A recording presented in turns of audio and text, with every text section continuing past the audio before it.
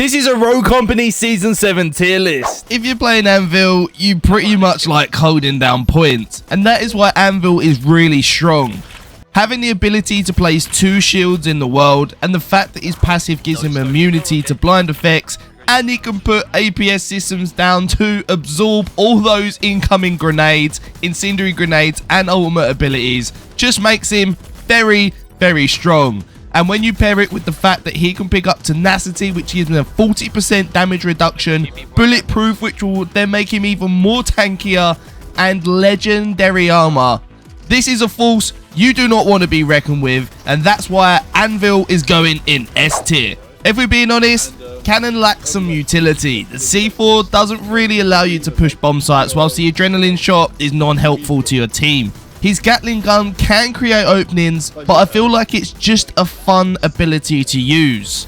His perks are pretty good though. He can have legendary tenacity, but unfortunately doesn't have any APS systems to absorb those incoming grenades and ultimate abilities that may see you and your team fall as a result of lackluster utility. So for me, Cannon is a D tier rogue. Chaac is always a very viable pick. His overheal gets him up to 175 HP, and he has access to SMGs and shotguns. Not forgetting, those flashbangs and semtexes can really help Chaac advance when paired with overheal. And the fact that he can get a 50% damage reduction with these perks tenacity, and even if he's playing against an Anvil and Trench that can get legendary armor, he has access to shredder rounds, so Chaac can deal a lot of damage to them. I personally love Chaac, and I think he's an A tier rogue. Dahlia just makes every single team composition great. When she links with someone, she gets their speed and toughness as well as their passive ability, and there are many great combinations for Dahlia to link with. The fact that Dahlia has access to SMGs and DMRs means that she can flip her playstyle on the bounce. And the reason she's pretty much a go-to rogue is that her ability is pretty much impossible to stop. She can revive someone in around 2 seconds. Dahlia for me is definitely an S tier rogue. So my goal is to reach 10,000 subscribers by the end of the year. And there's a lot of you that watch my videos that are not subscribed. So to get some of you subscribed, I'm doing a giveaway. All you have to do is let me know in the comments down below who is your favorite rogue, and I'll send you over $20 PayPal. Good luck to everyone, and I'll reply to one of the comments saying that you have won. Now let's continue with the tier list. The thing everyone loves about Dallas is that he is guaranteed to find the closest enemy nearby, unless of course the enemy team has Ronin. Dallas is just one of these rogues that could be really deadly in the right hands. Having access to legendary crackshot when paired with the DMRs, especially the devotion, you can have true 2-shot potential. Incendiaries on Dallas are very well welcomed as well, but to get the most out of Dallas, you do need to have a deadly shot. So therefore, I'm going to put Dallas in B tier.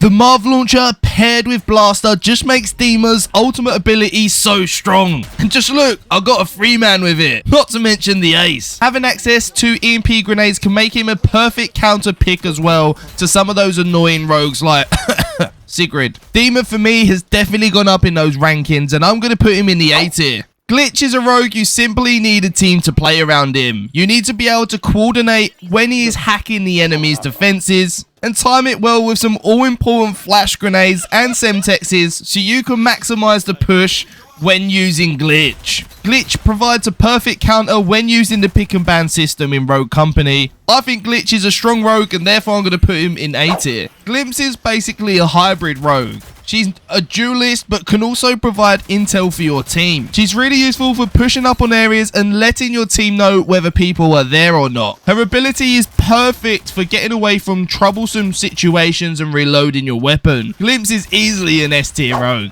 Kestrel used to be a top pick, but her Halo drones have just been nerfed a little bit too much. And the fact she no longer has padded steps means that she's not picked as much as she was before. Personally, I just think there are better duelists that are out there that are more useful for the team, such as Lancer or Ronin. However, to make up for some of her Halo drone nerfing, you'll definitely want Blaster to go with this, and when she's paired with an SMG, you are getting the most out of Kestrel. Not to mention those all-important bounce grenades. However, I'm sure there's a few people out there that still absolutely love Kestrel, and she's still a viable pick.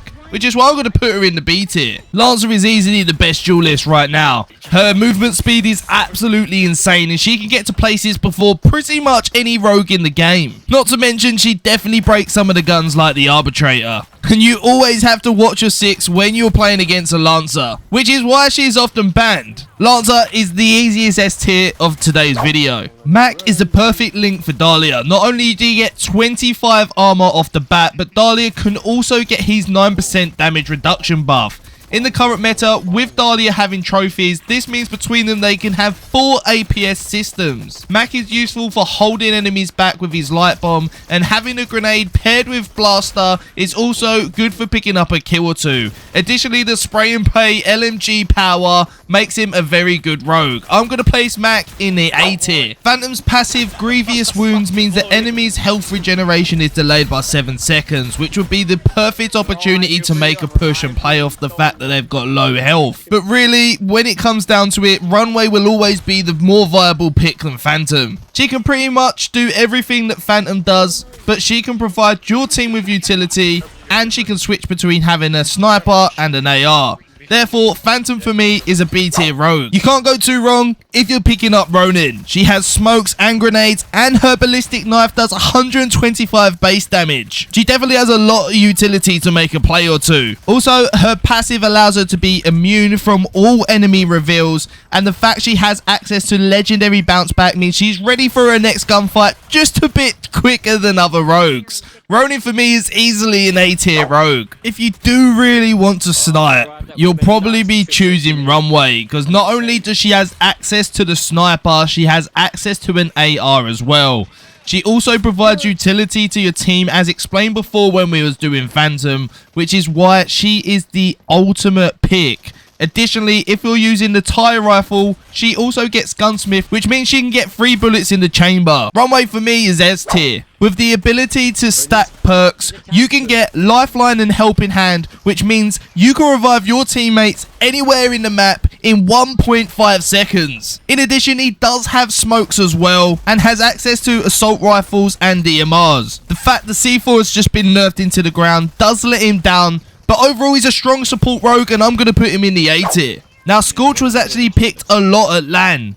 Her ability allows her to win 1v1 gunfights that bit easier, and the fact she's immune to incendiary grenades makes her really strong. In addition, just like Dima, she has access to EMP grenades, which is why she was picked quite a lot. So for me, I'm moving Scorch up to the A tier. Seeker can be useful on a few maps like Lockdown, Higher Castle, maybe even Hollows. But right now, he takes 3% more damage than other rogues. And with the introduction of tenacity, his bow or grenade sometimes doesn't one-hit kill anymore, which to be honest sucks. His sticky sensors, however, can be useful for countering someone like Glimpse, but I think Seeker could do with a little bit of a buff, so I'm going to put him in the D tier. Sigrid is just one of those rogues that's really annoying to play against, which is why EMP grenades and incendiary grenades are so important to counterplay Sigrid. The size of her shield increase is actually just really OP.